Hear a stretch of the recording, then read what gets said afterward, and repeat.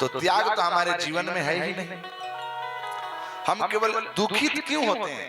हमारे जीवन में दुख का मूल कारण क्या है? संतोष नहीं है। संतोषान नास्ति परम सुखम। शास्त्र कहते हैं कि संतोषी व्यक्ति के जैसा कोई बड़ा सुखी नहीं है। सबसे बड़ा सुखी वही है जिसके जीवन में संतोष रूपी धन है। त्याग करना सीखिए। अच्छा, कोई ग्रंथ की प्रमाण है, आप माने या नहीं माने, गीता जी को तो सब लोग प्रमाणिक मानते हैं। गीता जी में भगवान स्वयं अर्जुन से कहते हैं कि हे अर्जुन, त्यागात शांतिरनंतरम। जीवन में शांति त्याग से ही होती है। अच्छा भैया, आप लोगों से एक प्रश्न है, 2 लोटा जल पी लीजिए आप। कितने लोटा? 2 लोटा जल। आप ही लोग पी लीजिए। कल ये आप लोग क्रिया करके आना, 2 लोटा या 3 लोटा जल पी करके आना। यहाँ से 3 घंटा आप लोग बैठे रहना। अब बाहर का गेट बंद कर दिया जाएगा, कोई बाहर नहीं निकलेगा। अब समझिए वो 2 लोटा जल कोई पचा पाएगा क्या? वो 2 घंटा 2.5 घंटा बीतते बीतते तो लघु शंका का अनुभव होने लगेगा। धीरे से इशारा होने लगेगी, पंडित जी थोड़ा आए क्या? इशारा होने लगेगी नहीं? महाराज, जब 2 लोटा जल हम लोग पचा नहीं सकते, उसका भी त्याग करना पड़ता है। तो महाराज, जीवन में इतना धन वैभव है, चाहे जितनी संपत्ति हम लोग प्राप्त की है, ये आप लोग घर में बैठकर पचा पाएंगे क्या? नहीं, त्याग करना पड़ेगा। त्याग से ही शांति होती है। भाई यदि आपसे लूट भी रहा है तो भाई ही तो लूट रहा है।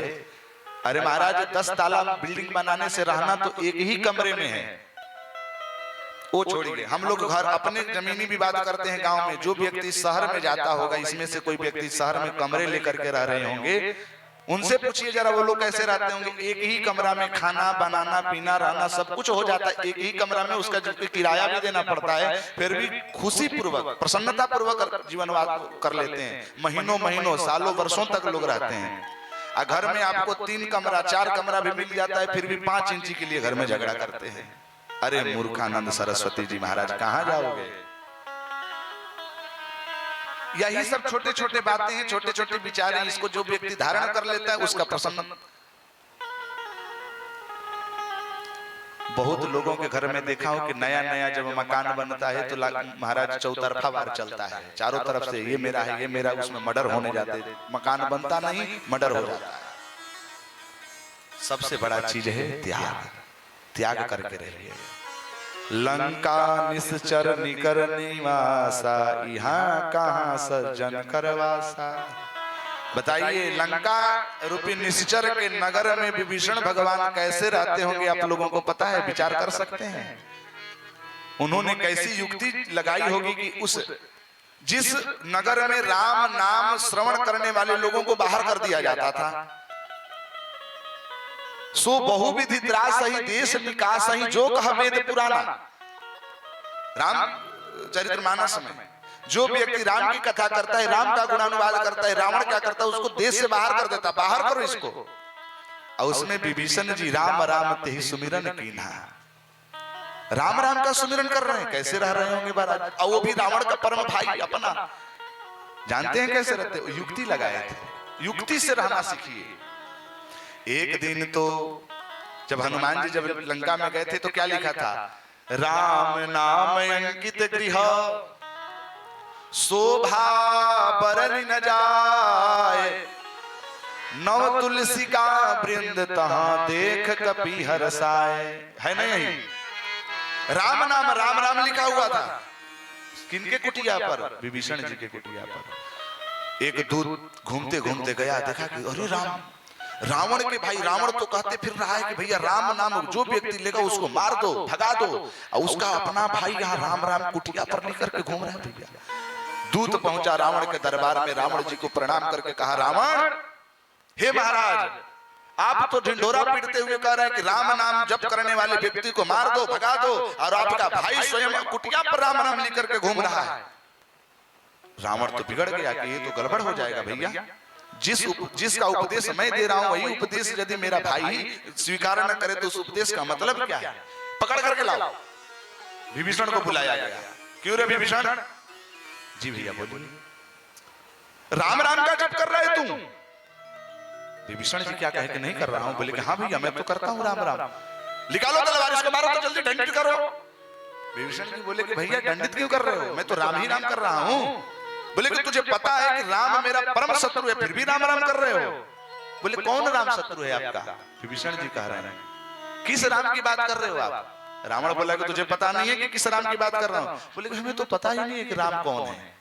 कौन कह रहे हैं? विभीषण जी। तो बोले कि जब तुम्हें राम पता नहीं है तो लिखा क्यों है राम राम राम राम? बोले कि प्रभु सच बताना, मेरे लिए आप ही बड़े भाई हो, और शास्त्र में लिखा है कि बड़ा भाई पितुः समः भगवत समः, जो अग्रज होते हैं पिता के समान होते हैं और भगवान के समान होते हैं, तो मैं तो आपका जप करता हूं। बोले मेरा नाम राम है कि रावण है? बोले प्रभु आप सच बताना, आपका यदि नाम लूं और भाभी का नाम न लूं कितना अनर्थ होगा। तो बोले कि तो भाभी का नाम तो मंदोदरी है। तो बोले इसीलिए तो। अब भैया आप बताओ, यदि मैं रावण मंदोदरी रावण मंदोदरी रावण मंदोदरी, कितना खराब लग रहा है। इसीलिए भैया मैं आप ही का नाम लेता हूं। रावण में से मैं रा निकाल लिया और मंदोदरी में से मैं मन निकाल लिया, उसी को मैं राम राम करने पर आराम कर दिया। बोलिए भक्तवत्सल भगवान की। युक्ति से रहना सीखिए। क्रोध ऐसा वस्तु चीज है ना, क्रोध एक ऐसा क्रिया है जो 5 मिनट के लिए आता है और पूरा जिंदगी बर्बाद करके चला जाता है। और उसी क्रोध में जो व्यक्ति संभल गया, युक्ति से काम निकाल लिया, महाराज जीवन उसी का सफल है, उसी का सार्थक है। क्रोध से बचने का उपाय क्या है? यदि मार झगड़ा हो रही है, निकाल लाठी, मार मत निकाल।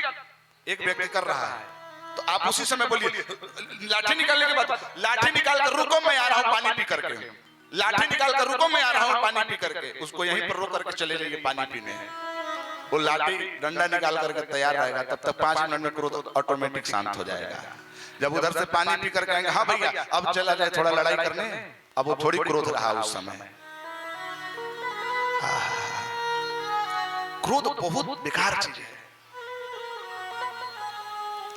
क्रोध 5 मिनट के लिए आता है और जीवन को बर्बाद करके चला जाए।